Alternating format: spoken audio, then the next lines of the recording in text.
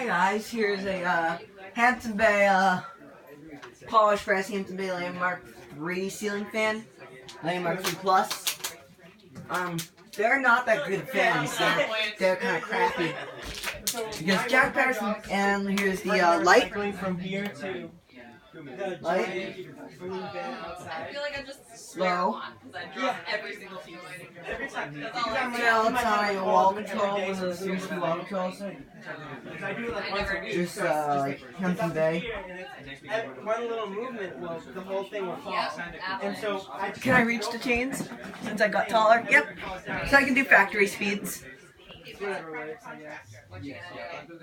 I know Jack Patterson 7 has had, let's go up to medium, by the way. Oh, it's high. Jack Patterson 7 had one of these in his grandma's weight room, and unfortunately the bearings keep making noises, kept wobbling, it kept falling apart on him.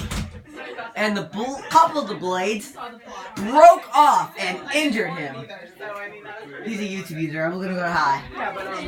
I'm taking I got to show the light.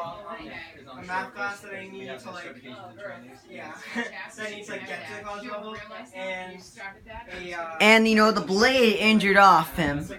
These are not that good fans. which is like a hybrid. Hampton Bay Landmark 3 is not a good fan. This might need to get replaced someday. Have to tell my aunt that. 1 year of like prereqs and then 1 year of like. Moves a lot of air. It's more of. There's the only one that Yeah. moves some air, but just not a lot.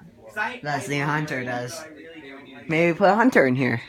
What I was originally going to do, the rad tech, like X-ray, would have involved 3 years of school. I see a couple old smoke detectors.